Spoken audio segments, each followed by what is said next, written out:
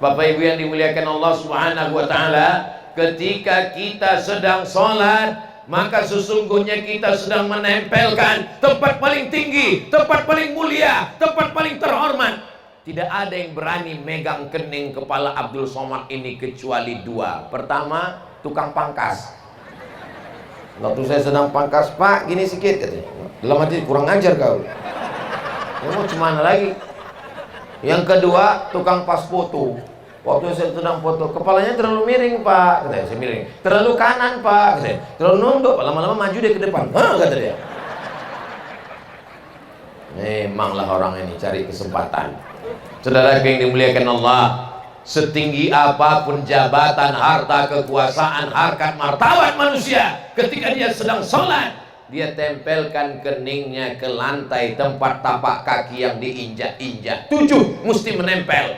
1 kening, 2 telapak tangan, 2 lutut, 2 ujung kaki. Kalau tidak sah, maka tidak sah sholatnya. Rukun sujud 7 anggota tubuh tidak sah kalau tidak 7 menempel. Maka disitulah kehebatan sholat. Walaupun pejabat hebat, orang kaya, milioner, tapi kalau sudah sampai di masjid, Allahu Akbar, mana ada orang kaya Allahu Akbar ke tiang? Mana ada? Semuanya menempel ke lantai. Lihatlah raja di raja, sultan sultan, semuanya. Kenapa dalam Islam diajarkan la yadkhulul jannah, tidak masuk surga, man kana fi qalbihi, siapa yang dalam hatinya mithqala habatin min khardalin min kibrin, ada sombong sebesar biji sawi, sebesar ujung rambut, sebesar ujung jarum, sebesar ujung pisau, tidak masuk ke dalam surga. Doakan supaya yang ceramah ini jangan ada sombong di hatinya. Saya yang paling tinggi sekarang, Pak Camat di bawah, Pak Kabak di bawah, Pak Bupati di bawah, saya yang paling tinggi. Rupanya ada yang lebih tinggi di atas.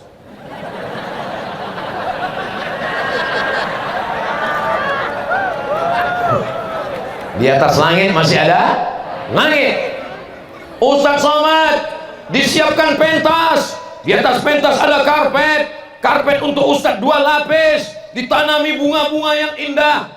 Ustadz lah yang paling sombong di antara kami, berada di atas ini hanya sementara, habis acara semua akan turun ke bawah. Betul? Bapak Bupati turun, Bapak Wakil turun, Bapak Kepala PN turun, Ketua Majelis Ulama turun, Kepala Kementerian Agama turun. Saudaraku, kalau mau merasakan di atas ini, habis acara, naiklah ke atas ini. Naik ke atas, nggak ada apa-apanya di atas ini. Semuanya akan turun masuk ke lubang yang sama dari tanah, berjalan di atas tanah, masuk ke dalam lubang tanah, akan dimakan cacing tanah. Apa kesombongan kita? Kecuali kita diciptakan dari besi, baru nggak bisa dimakan tanah.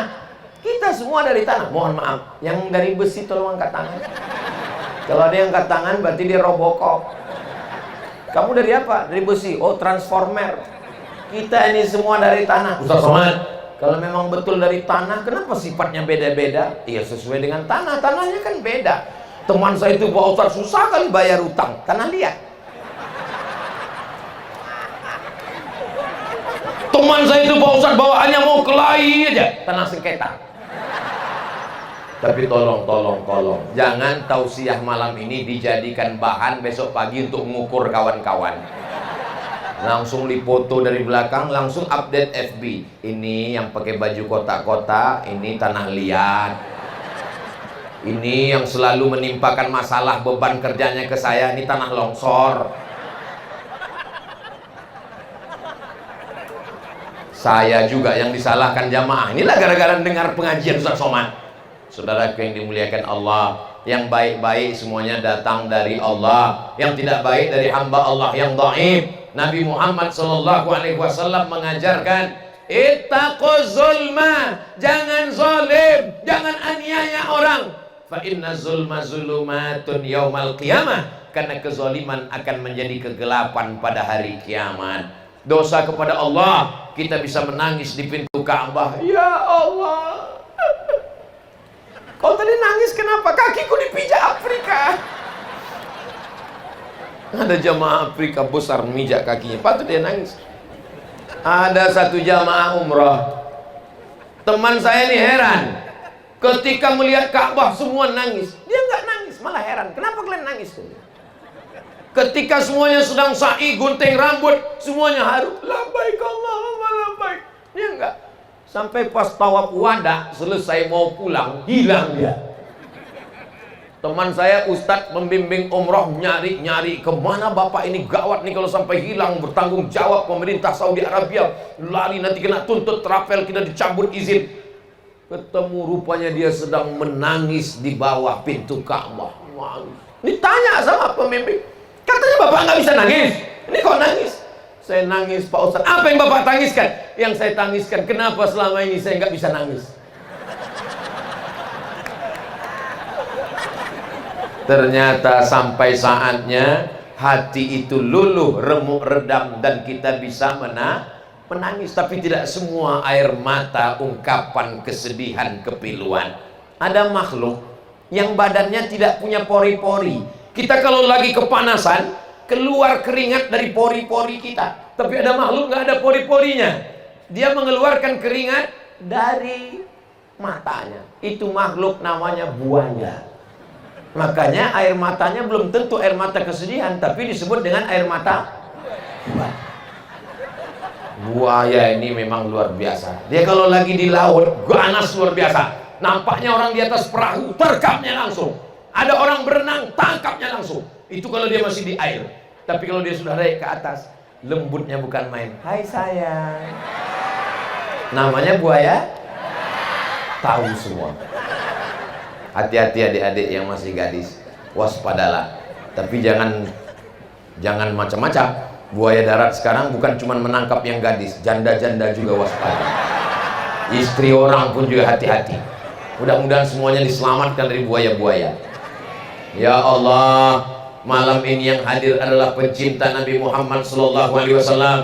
Abdul Somad hanyalah seorang pelayan umat Nabi Muhammad SAW. Ada Habib yang mengalir darah Nabi Muhammad dalam badannya. Memangnya Ustadz Somad nggak ada darah Nabi di badan Ustadz? Ada, Nabi Adam. Dari sejak zaman dulu sampai sekarang, manusia ini menurut Islam berasal dari Nabi Adam. Sejak Nabi Adam sampai Adam Smith. Semua manusia ini tidak ada yang berasal dari dinosaurus, tidak ada yang berasal dari monyet. Manusia ini diciptakan, inni ja'ilun fil ardi khalifah. Aku ciptakan manusia di atas muka bumi sebagai khalifah. Apa maknanya? Sebagai pemimpin, sebagai pelindung, sebagai pengayom binatang, tanam-tanaman, hewan, lingkungan. Kita jaga karena kita dikirim Allah pembawa rahmat. Wa ma arsalnaka illa rahmatan lil alamin. Lihatlah di Kota Baru, semua terjaga, terpelihara, semua makhluk dijaga di Kota Baru. Ikan-ikan dijaga, tanam-tanaman, bunga-bunga dijaga. La taqta'unna syajaratan, jangan potong pohon kayu. La tahdimu buyutan, jangan hancurkan rumah orang. La ta'khiranna nakhlan, jangan cabut pohon korma, karena korma adalah makanan pokok. Satajiduna rijalan fis sawami, nanti kalian akan pergi, kalian menemukan pendeta-pendeta di gereja. La ta'ridu lahum, jangan ganggu pendeta di rumah ibadah mereka. Itu pesan siapa? Pesan Nabi Muhammad sallallahu alaihi wasallam. Kenapa? Karena dia diutus Allah. Wa ma arsalnaka illa rahmatan, rahmat, kasih sayang. Makanya tidak boleh mengancam, tidak boleh menghardih, tidak boleh. Fa ammal yatima fala takhar, wa ammas sa'ila fala tanhar. Kita enak makan, makan luar biasa. Apa itu yang dimakan? Semua ada. Soto Medan ada, soto Makassar ada. Kalau di Makassar dia bukan soto Pak Ustadz, jadi apa? Coto. Oh iya. Jadi kalau gitu bukan Ustadz Somad, siapa? Ustadz Comad. Ini Ustadz cerita makanan kapan ini? Tadi Saya dijamu Pak Bupati, Pak Wakil Bupati, Bapak Forkompinda, semuanya makanan, Masya Allah. Ungkapan sulit saya untuk mengungkapkannya. Satu kata tentang makanan tadi Pak Ustadz, wow, amazing.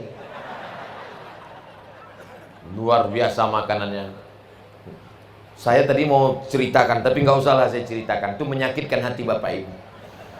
Ini Pak Ustadz hasil dari nelayan-nelayan kita yang ada di pulau-pulau. Mereka tenang mencari ikan, mereka menangkap udang, mereka menangkap lobster. Kebahagiaan mereka di sana. Tidak bisa kita tarik kebahagiaan mereka ke kota. Paling salah menilai manusia adalah mengukur kebahagiaan orang dengan kebahagiaan kita. Betul? Ustaz Somad, ibu saya tinggal sendiri di rumah. Ayah saya sudah meninggal. Ibu saya bawa ke kota. Saya sediakan rumah, pakai AC di kamar. Kebahagiaan ibumu bukan begitu. Dia mau tinggal di kampung. Pagi-pagi dia ngasih makan ayam. Habis itu dia belanja ke pasar. Tapi ibu saya bawa ke mall, Pak Ustadz, ke supermarket. Yang nikmat bagi ibumu bukan belanja pakai AC. Yang nikmat bagi ibu waktu nawar itu. Disitulah kenikmatannya. Disitu dia nggak bisa nawar. Jangan ukur kebahagiaan orang dengan kebahagiaan kita. Ada seorang bisnismen melihat seorang nelayan sedang mancing. Lalu kemudian dia tanya, kamu mancing ikan? Iya. Aduh, kasihan sekali nasib kamu. Saya kasih modal, saya kasih duit banyak. Untuk apa? Supaya kamu punya kapal besar, kamu akan menangkap ikan dengan pukat harimau, kamu punya pabrik, kamu buat mesin kaleng ikan, kamu ekspor impor, kamu tinggal di rumah mewah. Habis itu kamu bisa mancing lagi untuk menikmati hidup. Dia tersenyum. Kalau aku bisa mancing sebelum memiliki itu, ngapain aku mesti susah-susah mikirin itu? Jangan ukur kebahagiaan orang dengan baju kita. Bapak Ibu tidak bisa ukur mau ngasih baju ke saya pakai badan Bapak. Nggak bisa. Karena kenapa? Kenapa badan saya ukurannya iya sehebat ini. Saudara yang dimuliakan Allah, paham? Insya Allah jamaah kalau cerdas dia paham. Dan orang yang ada di Kota Baru ini cerdas-cerdas. Dari mana Ustaz tahu cerdas? Ikannya segar sekali mati. Mati langsung dimakan. Tempat saya tinggal di Pulau Sumatera, di tengah pulau. Kalau mau ke laut 7 jam naik mobil baru sampai. Jadi ikan itu udah mati 5 kali. Dari laut ke sampan 1 kali, dari sampan ke pasar 2 kali, dari pasar ke kulkas 3 kali, dari kulkas ke kuali 4 kali, dimasak 2 kali, 5 kali. Waktu dimakan udah nggak ada lagi gizinya. Itu maka saya kurus. Ini selama seminggu saya di Kota Baru ini, insya Allah segar, gemuk, sehat walafiat. Sayangnya saya besok mau pulang. Karena saya di Kalimantan Selatan setahun hanya datang sekali 3 malam. Malam Sabtu, malam Ahad, malam Senin. Ini yang terakhir besok pulang. Kalau lewat dari 3 malam, nanti dicurigai sudah buka cabang. Paham? Ustaz Somad itu susah kali ngundangnya. Kami mau acara Pemda, kami acara kecamatan, kami acara pesantren. Saya sampaikan, saya ke Kalimantan Selatan setahun hanya sekali. Tidak pilih jadwal. Ustadz Atta yang nyusun kakak kelas saya di Mesir. Saya nggak tahu akan ketemu Pak Bupati Habib. Saya tidak tahu akan acara di mana. Yang penting saya berangkat dari rumah. Bismillahi tawakkaltu 'alallah la haula wala quwata illa billah. Untuk apa Ustaz jelaskan ini? Supaya jangan jadi fitnah, bukan fitness. Subhanallah walhamdulillah wala ilaha illallah wallahu akbar wala haula wala quwwata illa billahil aliyyil azim. Tak kenal maka tak sayang maka tak ngutang. Maka bagaimana supaya kita sayang sama Nabi? maka kita kenalkan Nabi dengan acara maulid. Selama bulan Rabiul Awal banyak maulid, siap datang, siap bawa istri dan anak, janji. Allahu Akbar, sallu ala Nabi. Kenapa Ustaz bertakbir? Setan mulai berbisik, jangan datang, jangan datang. Ngusir setan pakai takbir. Allahu Akbar. Kamu mau kemana? Ada acara maulid di masjid. Ngapain maulid? Simple. Allahu Akbar. Masalahnya, kalau yang berbisik ini jin, setan, hantu, genderuwo, sundel bolong, nyiblorong, suster ngesot, insya Allah kita bacakan ayat kursi selesai. Tapi kalau teman kita, tetangga, kawan, sahabat, sekantor ngajak kita ke mall, nggak usah maulid, kita bacakan ayat kursi, dia lebih hafal. Jadi kalau ada teman, nggak usah dibacakan ayat kursi, kursinya aja sekalian. Setuju? Jangan. Bapak Ibu yang dimuliakan Allah, kalau ada orang yang belum sholat, belum pakai hijab, yang salah itu kita, karena kita belum mengenalkan Nabi Muhammad kepada dia. Kita tidak diajak untuk melaknat, caci maki, sumpah serapah, kekerasan. Ustaz Somad itu kan ustaz keras. Yang keras itu hanya suaranya, hatinya selembut sutra. Kalau kau tak percaya, belahlah dada. Akan kau temukan entah nama-nama siapa di sana. Saudara yang dimuliakan Allah, insya Allah di dada kita hanyalah la ilaha illallah Muhammadur Rasulullah. Hidupnya la ilaha illallah, matinya la ilaha illallah. Bapak ibunya jangan khawatirkan tentang imannya. Tapi anak-anak kita narkoba, ganja, sabu-sabu, pil anjing gila, internet, drama Korea, sinetron, lagu maksiat, aliran sesat, agnostik, sekuler, komunis, liberal, ateis.